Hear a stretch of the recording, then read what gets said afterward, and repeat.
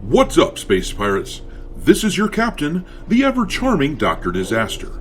And the launch weekend for Dragon Quest III has turned it around for the game. The opening day back on Thursday wasn't looking too good for them. But, at least on Steam, it really picked up for the game, despite some of the cultural controversies that many gamers had with the game. Shut up and take my money! There is a phenomenon in gaming that I talk about in this space frequently, where a bunch of gamers go out and buy certain new games no matter what, simply because of the IP that it's attached to.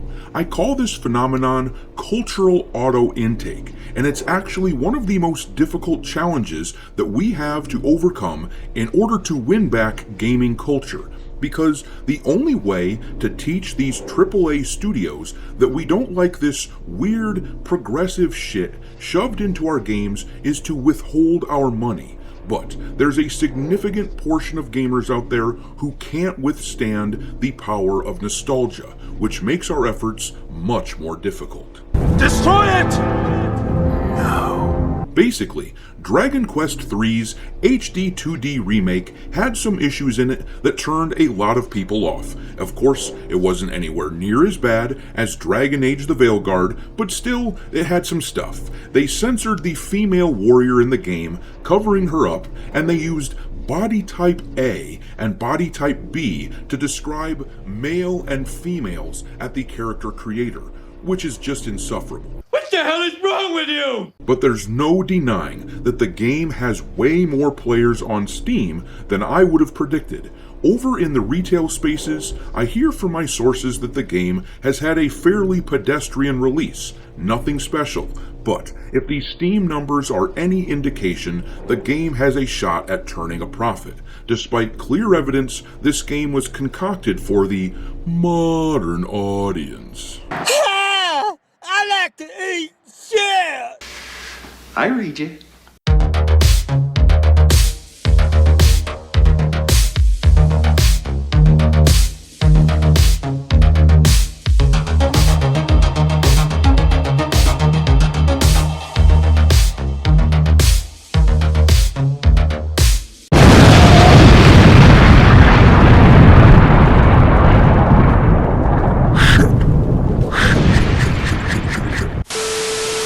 Alright, me hearties, make sure you like this video and subscribe to the channel if you haven't done so already, and also, don't forget to follow me over on Twitter or X, or whatever you want to refer to it as these days. I keep a list on there of games lousy with wokeness pinned to the account at all times for your reference. My handle over there is Dr. Disaster 1. But alright, let's look more closely at Dragon Quest III.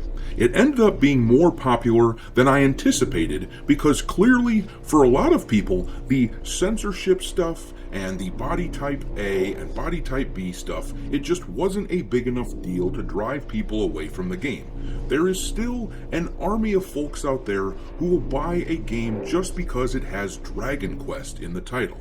And of course, there's a bunch of normies out there who just have no idea that this stuff happened in the game in the first place. And let me just say this, if you are one of those people who purchased the game because you disagree with my take on it, let me just say this. I may give you shit in the memes that I create in this video, and I may think you're making a mistake, but we can still have a conversation. I don't think you're a shitty human being or something like that.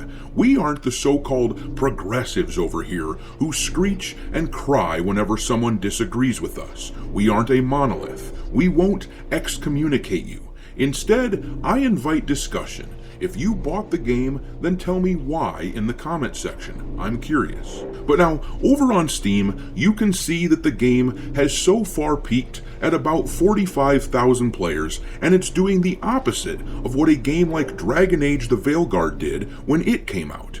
Granted, it is significantly fewer players than Dragon Age got, but the budget for this game will have been much, much smaller than Dragon Age the Veilguard. And it's actually been growing in player base as opposed to what they've been doing with Dragon Age the Veilguard. It's been growing because the retention rate appears to be very high for this game. People who bought Dragon Quest III are playing it, and they keep playing it. This isn't really surprising, because the original is an extraordinarily immersive and engaging RPG experience. As long as someone is able to get over that first hurdle and not worry about the cultural controversy stuff, I'm sure that the game is simply a blast to play, with all the modern graphics and everything updated in it.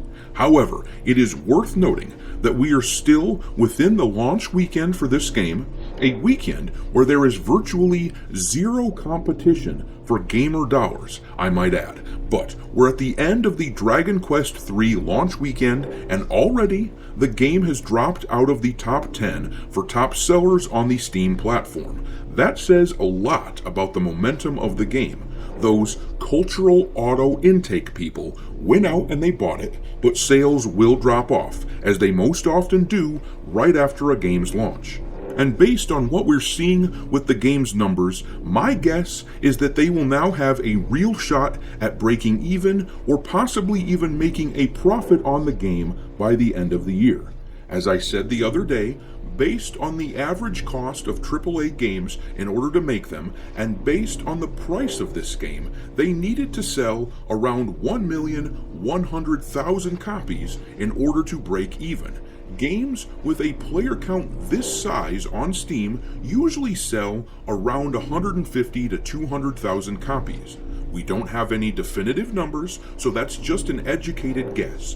But I'm willing to bet then that on the gaming systems, they probably sold a similar amount. Xbox is likely lagging behind the PlayStation and the Switch, but I expect that a lot more people will be buying on the Nintendo Switch, which will compensate for the Xbox numbers, meaning that if every platform averages a couple 100,000 copies out the door after the first week or so, then the game is likely looking at about 750,000 copies sold. So, by the end of the year, it is quite likely, with the holiday sales push coming up, it is likely they will hit 1 million copies. I mentioned earlier that my retail sources indicated this was a fairly lackluster release on their end. Pre-orders were quite low, but it did pick up a bit in sales on the actual release date. The numbers are still lagging behind Dragon Age the Veilguard, but given the marketing push of Dragon Age, that isn't particularly surprising.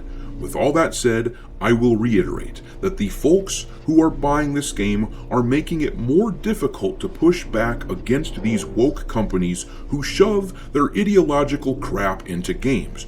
We are not a monolith, so people are free to buy what they want, and we aren't going to excommunicate you. But it makes it harder to send the message that this progressive crap is unwanted. I know a lot of people out there will say that this stuff isn't a big deal, that the censorship is fairly minor, and that the body type A and body type B stuff at the beginning of the game, it's just not a big deal, and generally I do agree. The changes they made probably don't dampen your ability to enjoy this title, in the same way that having trans tuck swimsuits displayed in the kids' clothing section at Target doesn't stop you from being able to shop. But a message still has to be sent, and we have seen time and time again that slippery slopes do exist. With that in mind, if you purchase this game, I sincerely hope you enjoy it, but I personally have no interest. However, I'm going to leave it there. Drop your thoughts down below. Why did you or did you not buy this game? Drop those thoughts into the comment section and we will talk there. Thanks for watching, me hearties. If you haven't already, your captain is inviting you to subscribe to the channel and become a part of the crew. Life as a space pirate may not be glamorous, but there's always plenty